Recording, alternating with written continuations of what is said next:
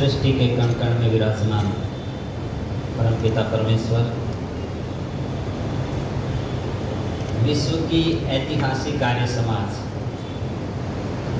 जिसका निर्माण कहिए, जिसकी स्थापना एक ऐसी शख्सियत ने की जो महर्षि दयानंद से प्रेरित होकर के आज़ादी के आंदोलन के सिरमौर बने।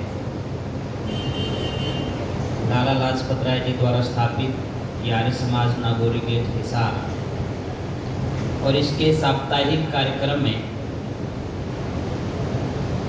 एक ऐसी शख्सियत, एक ऐसे विद्वान, यदि मैं उनके बारे में ये कहूँ कि वर्तमान समय में आप वैदिक सिद्धांतों के प्रामाणिक हस्ताक्षर हैं तो कोई अतिशयोक्ति नहीं होगी।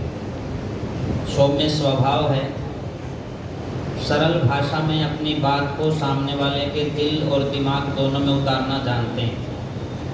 सिद्धांत जिनकी प्राथमिकता रहती है, व्यवहार सरलता सिखाता है। ऐसी शख्सियत बहुत ही सम्मानित पूज्य आचार्य वेदपाल जी महाराज। मैंने महाराज इसलिए कहा, वैसे तो महाराज आजकल कम ही बचे हुए हैं। उनको मैं अभिनंदन कर रहा हूँ, इस हरियाणा की पवित्र भूमि पे उनका आगमन हुआ है।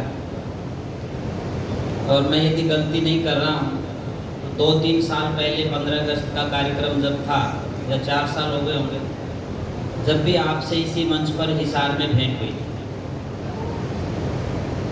आदरणीय भाई कुलदीप जी, जिनको लाखों लोग सुनते हैं, जिनकी वाणी सहज में आकर्षित करती है। हमने एक आंदोलन प्रारंभ किया था 2005 में बेटी बचाओ का। उसका जो सबसे पहला कैसेट जो आया था बेटियों के ऊपर, वो कुलदीप जी की आवाज़ में आया था। और उनकी विशेषता ये है कि वो भी गाते हैं, उनकी पत्नी भी और उनके बच्चे भी। तो मैं उनका भी अभिनंदन कर रहा हूँ। मेरे साथी हैं, हम उम्र हैं, वो भी बहुत ही शालीन स्वभाव के धनी हैं।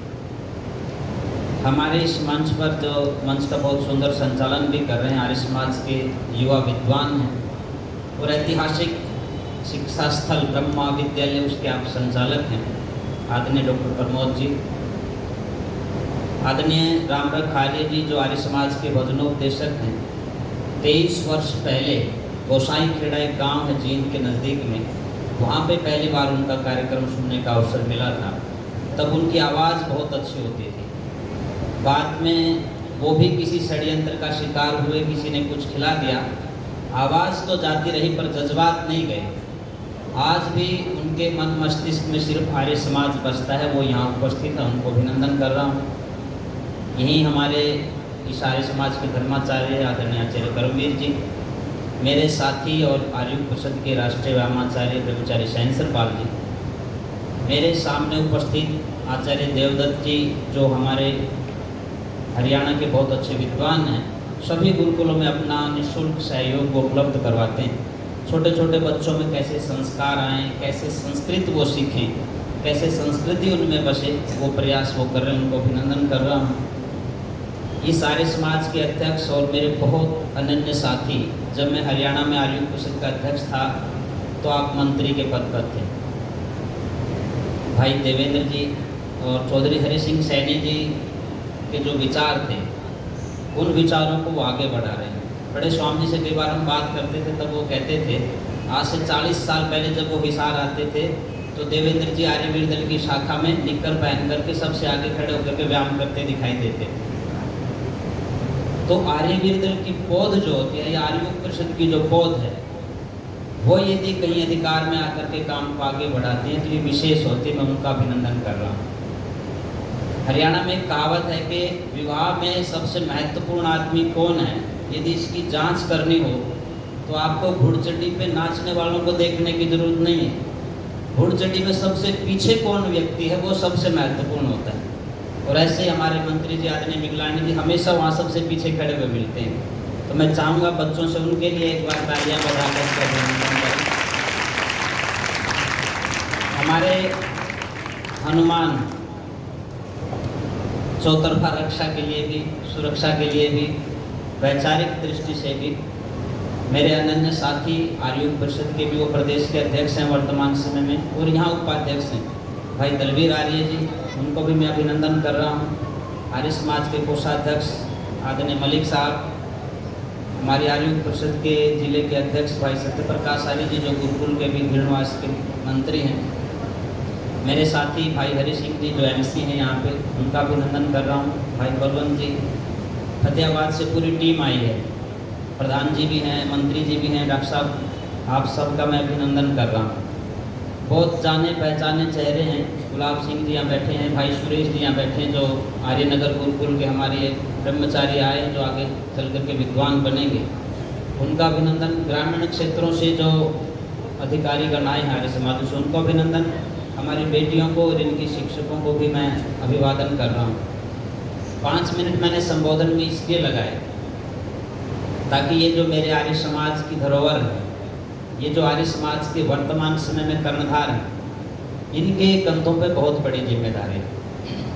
पहले तो मैं माफ़ी इसलिए चाहता हूँ कि मैं कॉल करके जल्दी निकलूँगा। कल शाम तक का ये कार्यक्रम था कि पूरा कार्यक्रम सुन के जाएंगे, क्योंकि ऐसे विद्वानों को सुनने का मतलब ये होता है बच्चों, आपने 10 किताबों का स्वाध्याय कर लिया। 10 किताबें पढ़ने के बाद आपको जो ज्ञान समझ में आएगा वो आचार्य वेदपाल जी का 1 घंटे का भाषण सुनने में आपको समझ में आ जाएगा। तो हम लोग भाग दौड़ में रहते हैं, तो मन था कि इनको भी सुनेंगे, परंतु अभी 2-3 दिन पहले घटना हो गई, शायद आपको उसकी जानकारी हो। भिवानी जिले में एक छोटा सा गांव है लक्ष्मण ढाणी, वहाँ की एक 19 साल की बेटी जो प्ले स्कूल में टीचर थी, जिस उम्र की हमारी बेटियां बैठी, उसके साथ गैंगरेप हुआ और उसके जितने भी ऑर्गन्स थे उनमें तेजाब डाला गया, गला काट दिया, चेहरा किसी को पहचान में नहीं आए तो उसके ऊपर तेजाब डाल दिया। आज उसकी बहुत बड़ी एक तरह से खाप पंचायत भी उसमें शामिल हैं और सामाजिक कार्यकर्ता भी उसमें शामिल हैं। तो आर्य समाज की ओर से हम जा रहे हैं उसमें, अभी यहाँ से ख़त्म करते हम सीधा वहाँ जाएंगे, 2 घंटे का लगभग ड्राइव है। जब कल शाम को ये बात हुई तो एक व्यक्ति मेरे पास बैठे थे, उन्होंने कहा जी हमारी क्या जिम्मेदारी है, हम क्यों जाएं वहाँ पे, ये तो कोई आर्य समाज का काम नहीं है। मैं शांत होकर के उसकी बात को सुनता रहा। मैंने कहा यदि ये आर्य समाज का काम नहीं है तो फिर आर्य समाज का काम है क्या। फिर मैं उनसे लंबी डिस्कस हुई, उनको जो बात मैंने 1.5 घंटे में बताई वो आपको 9 मिनट में बताऊंगा। मैंने एक ही बात कही कि महर्षि दयानंद सरस्वती जब अपने घर से निकले थे, वो कहानी आप सबको पता है कि किस प्रकार से शिवलिंग के ऊपर चूहे चढ़ते हुए देख करके एक व्यक्ति का दिमाग हिला।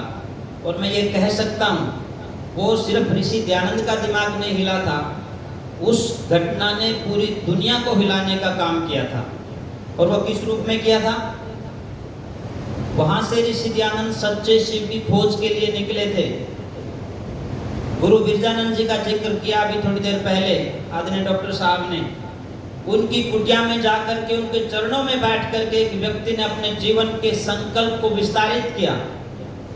कभी सोचा था कि सिर्फ सच्चे शिव को प्राप्त करना है, कोई उद्देश्य नहीं था दूसरा, मोक्ष प्राप्ति का लक्ष्य लेकर के निकले थे।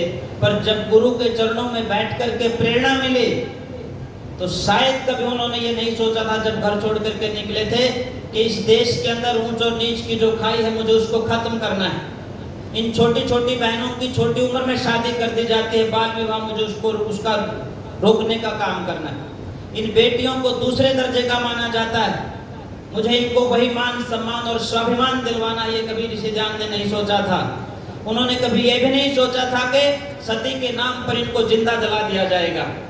उन्होंने शायद कभी ये नहीं सोचा था कि मुझे हिंदी के लिए काम करना है, मुझे संस्कृत के विकास और इसके प्रचार प्रसार का काम करना है, मुझे वेद की सिद्धांतों का, वैदिक मान्यताओं का प्रचार और प्रसार देश दुनिया में करना है। उन्होंने शायद कभी ये भी नहीं सोचा होगा कि जिस गुलाम देश में हम रह रहे हैं उस देश को आजाद करवाना है। बहुत बारीकी से 1875 से लेकर के 2025 तक हम 150 वर्ष का एक बहुत व्यापक जीवन जी करके आए हैं आर्य समाज के माध्यम से। यदि आप आर्य समाज के एक एक इतिहास के पन्ने को पढ़ करके देखेंगे तो आपको ये समझ में आ जाएगा कि आर्य समाज है क्या। और आर्य समाज के बारे में एक ही बात कहता हूँ, इस देश को, इस राष्ट्र को, इस संतति को जब जैसी जिस रूप में जरूरत पड़ी आर्य समाज ने वही भूमिका निभाई, यही आर्य समाज है। किसी कोने में बैठ करके आप अपना व्यक्तिगत स्वाध्याय साधना करें, ये आर्य समाज का एक छोटा सा रूप हो सकता है। आप यज्ञ की बात करते हैं, यज्ञ अपने आप में बहुत बड़ा संदेश देता है, दान सिखाता है, देव पूजा सिखाता है, संगतिकरण सिखाता है। और मैं तो ये कहता हूँ, यदि आपको अच्छा बिजनेसमैन बनना है तो आप आइए यज्ञ के पास बैठ करके उस विधि को कभी वेदपाल जी से समझिए कि हम आचमन क्यों करते हैं, क्या किस संकल्प के साथ करते हैं, जल प्रसेचन करते हैं तो किस संकल्प के साथ करते हैं, अपने साथ में धर्मपत्नी को बैठाता है यजमान तो क्यों बैठाता है। इन सारी की सारी प्रक्रियाओं को देख करके आप समझ सकते हैं कि यदि मुझे अच्छा बिजनेस करना है, बिजनेस मैनेजमेंट मुझे सीखनी है तो मुझे वो यज्ञ से सीखनी होगी। वहां सिर्फ व्यक्तिगत संकल्प काम नहीं करता है, एक टीम वर्क काम करता है। वो पूरी की पूरी टीम एक फैसला करती है और उसके माध्यम से आप उन लोगों को भी लाभ पहुंचाते हैं जिनसे आपके वैचारिक मतभेद हो सकते हैं, जिनसे आपके मन के भेद हो सकते हैं। जब इस यज्ञ की जो वायु है वो निकलती है, जो फॉर्मलिन होती है, और जब उसका जल प्रसेचन करते हैं तो जल का वाष्पीकरण होता है और वो फॉर्मल्डिहाइड में कन्वर्ट हो जाती है। वो इस आर्य समाज से बाहर निकल करके जब जाएगी, कोई हिंदू को मानने वाला है विचार को, या कोई मुस्लिम विचार को मानने वाला है, कोई आर्य समाज का पक्षधर या विरोधी है, वो फॉर्मल्डिहाइड सबको लाभ पहुंचाएगी।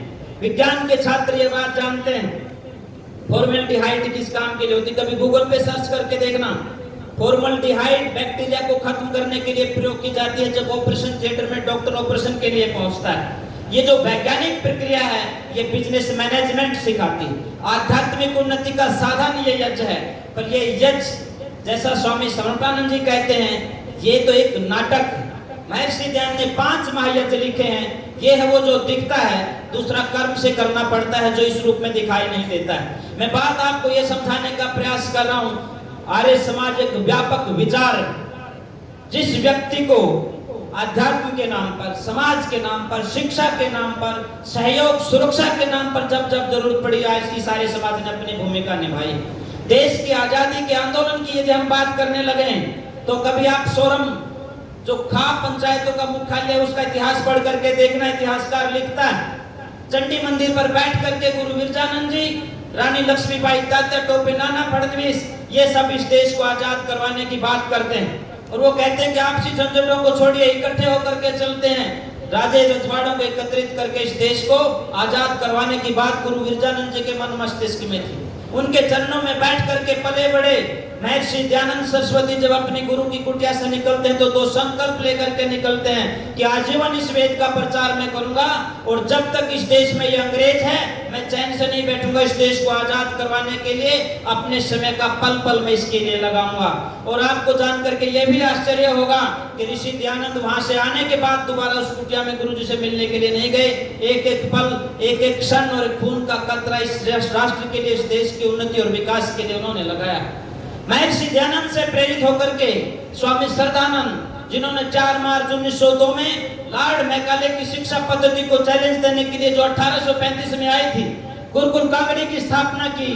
और उन्होंने वो शायद वो मंत्र ध्यान में रखा होगा, उपवरे गिरी नाम संग में जय नदी नाम धिया विप्रो अजायत है।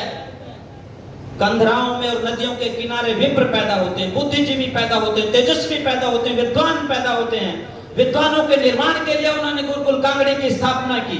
और उसके बाद पूरे देश में एक माहौल चला कि वापिस बैक टू द वेदास का जो नारा ऋषि ध्यान ने दिया था, उस गुरुकुलों के माध्यम से लोग वापिस वेद की तरफ लौटने लगे थे। स्वामी श्रद्धानंद केवल गुरुकुल में बैठ करके नहीं रहे।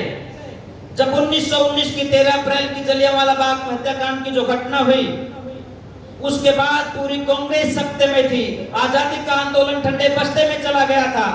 तब जो दिसंबर 1919 का अधिवेशन हुआ, मीटिंग हुई, बहुत से बड़े बड़े लोगों की, उसमें महात्मा गांधी जी भी उपस्थित थे।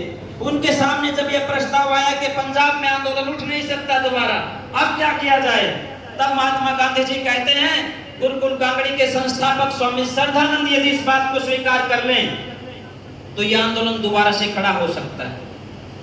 1919 के कांग्रेस अधिवेशन का स्वागताध्यक्ष स्वामी श्रद्धानंद जी को बनाया गया। मौसम खराब हुआ, डेट तय कर दी गई, सारी तैयारियां कर दी गई, भोजन आवास की व्यवस्था कर दी गई। बारिश हुई, तूफान आया, सारा भोजन जो है अस्त व्यस्त कर दिया, सारा पंडाल तोड़ करके तहस नहस कर दिया। उस समय स्वामी श्रद्धानंद का कद कितना बड़ा होगा, इसके ऊपर आप विचार करके देखना। स्वामी श्रद्धानंद जी अमृतसर की गलियों पे निकलते हैं, लोगों को आह्वान करते हैं कि हजारों लोग आएंगे कांग्रेस के अधिवेशन में, दक्षिण अफ्रीका से भी आएंगे, मॉरिशस से भी आएंगे, पोलैंड से भी आएंगे, अमेरिका से भी आएंगे और देश के कोने कोने से आएंगे। उनको रोकने की व्यवस्था करनी, कौन करेगा व्यवस्था? कौन उनके भोजन की व्यवस्था करेगा?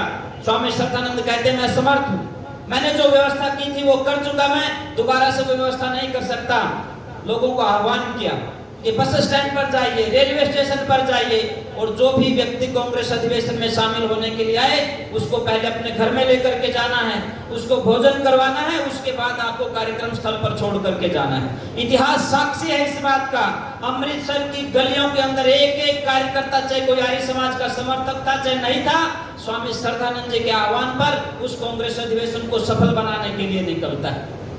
स्वामी श्रद्धानंद जी को आप कभी उनके कद का मूल्यांकन करना हो तो कभी दिल्ली में जाकर के देखना, तीन मूर्ति भवन में एक बहुत लंबा चौड़ा फोटो लगा हुआ है, आधे लोग इधर बैठे हुए हैं, आधे इधर बैठे हुए हैं, बीच में स्वामी श्रद्धानंद जी बैठे हुए हैं। और मुझे कहना नहीं चाहिए कि ऐतिहासिक बात मैं कह रहा हूं, जो व्यक्ति इस देश के प्रथम प्रधानमंत्री बने उनके पिता स्वामी श्रद्धानंद जी के चरणों में नीचे जमीन पर बैठे। कितना बड़ा कद स्वामी श्रद्धानंद जी का रहा होगा, ये आपको देखना होगा, जानना होगा।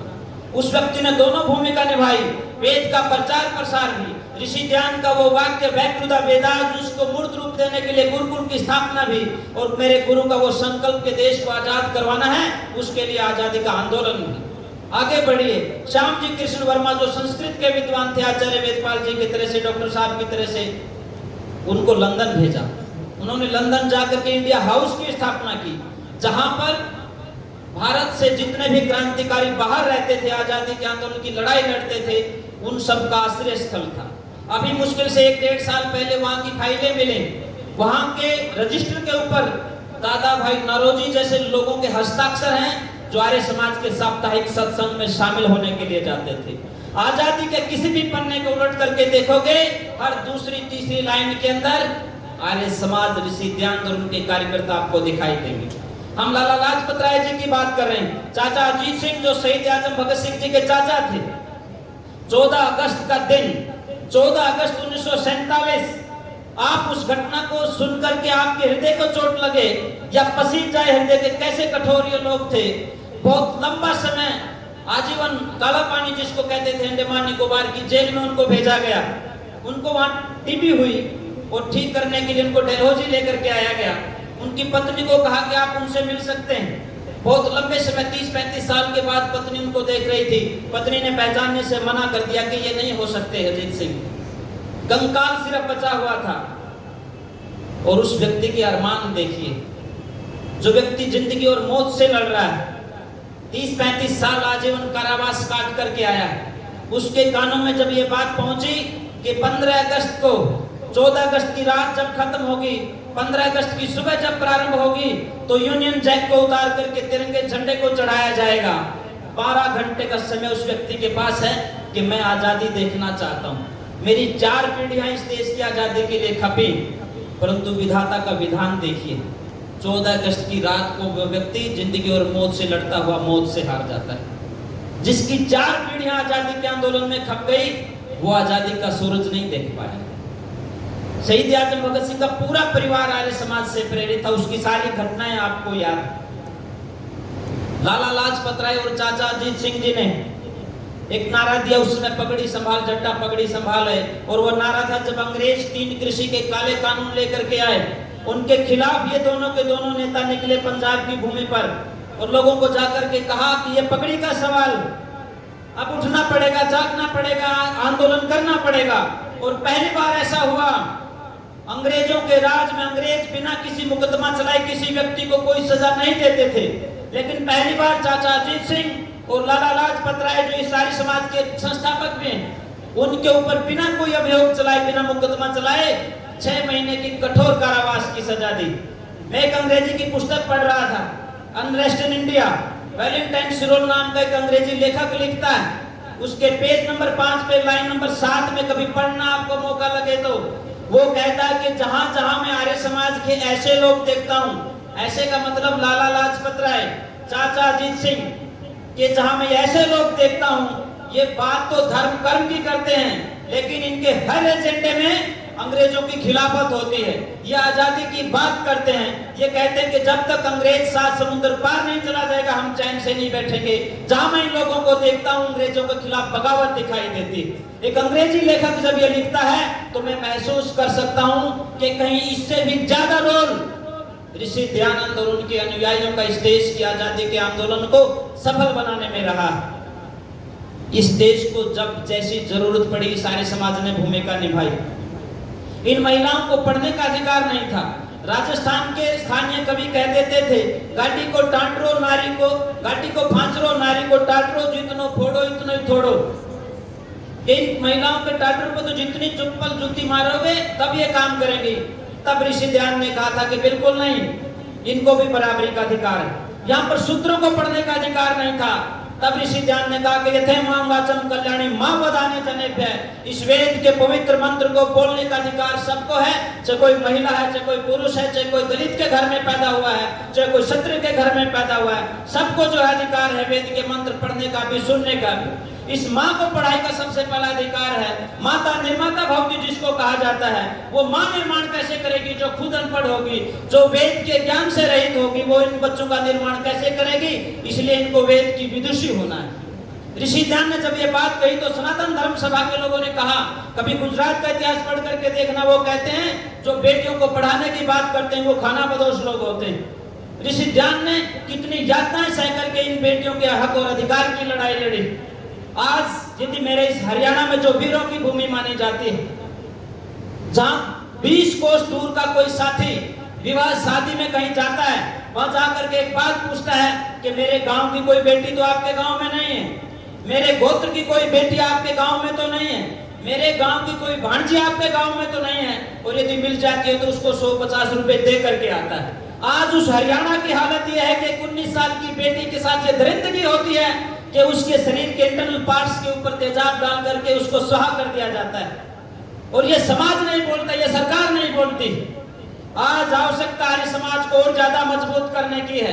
आर्य समाज के बारे में हमेशा ये कहा जाता है ये परमानेंट विपक्ष है, और परमानेंट विपक्ष का मतलब ये होता है कि समाज को जब ये लगता है कि समाज के अंदर अनहोनी हो रही, किसी के ऊपर अत्याचार हो रहा है, किसी को प्रताड़ित किया जा रहा है, किसी को मारा जा रहा है, जब चारों तरफ सन्नाटा होता है तब आर्य समाज के लोग निकलते हैं। मुझे याद है 1987 की वो घटना जब 16 साल की डीएवी स्कूल की एक छोटी सी बेटी को उसके पति के साथ जिंदा जलाया गया यहीं राजस्थान के देवराला गांव में।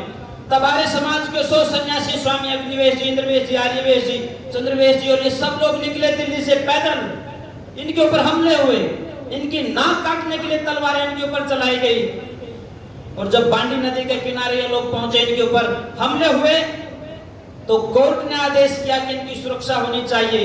तब 3000 पुलिसकर्मी इनकी सुरक्षा में लगे, और उस आंदोलन का परिणाम ये हुआ, जब तक आंदोलन वापस नहीं पहुंचा था, पैदल यात्रा वापस दिल्ली नहीं पहुंची थी, दिल्ली की सरकार ने ये फैसला लिया कि राजा राम मोहन राय ने 1829 या 30 के आसपास जो कानून बनवाया था, उसके बाद आजाद भारत में ये पहली बार कानून बना कि कोई सती का महिमा मंडन नहीं करेगा, मारना तो दूर की बात है।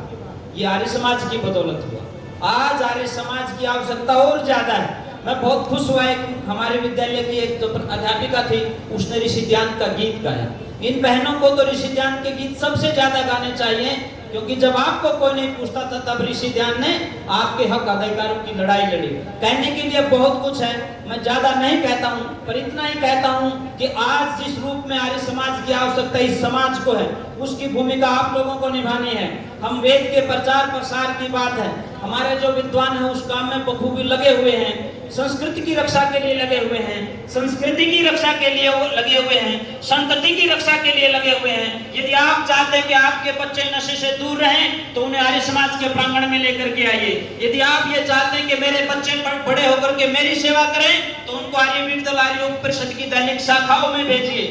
यदि आप चाहते हैं कि आपका बच्चा किसी दूसरे की माँ बहन बेटी को अब शब्द ना बोले, गंदी नजर से ना देखे, तो उसको आर्य समाज के प्रांगण में भेजना पड़ेगा।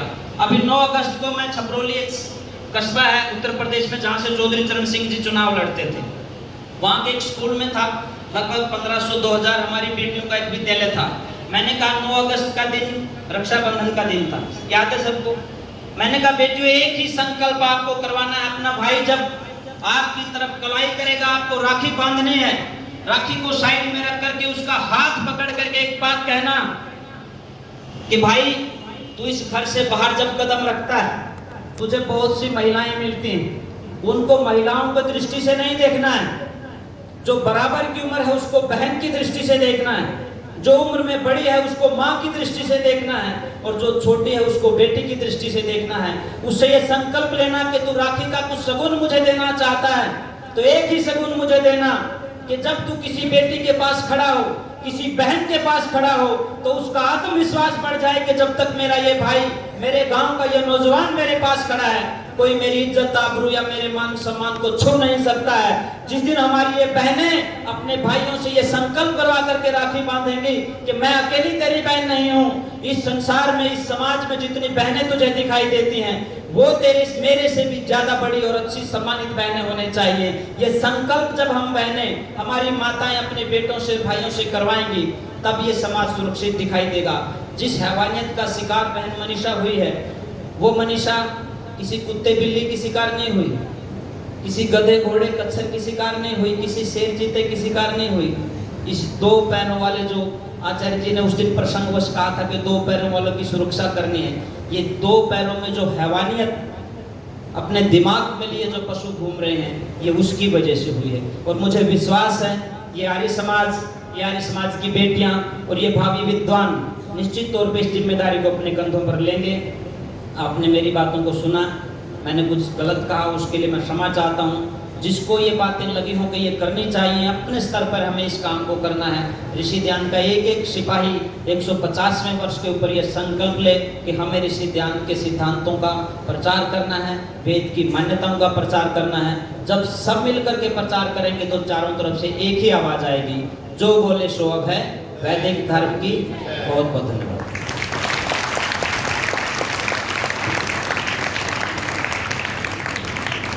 स्वामी आदित्य वेद जी का बहुत बहुत धन्यवाद है। आर्य समाज की प्रासंगिकता सर्वदा और सब स्थानों पर मुख्य बिंदु केंद्र रहा, और बहुत बढ़िया बातें इतिहास की और वर्तमान कार्यों की, आर्य समाज के कार्यों की स्वामी जी ने हमारे बीच में रखी। स्वामी जी, आपके प्रवचन ने हमारी कथा की भरपाई की है। बहुत बहुत धन्यवाद स्वामी जी आपका, बहुत बहुत आपका आभार है।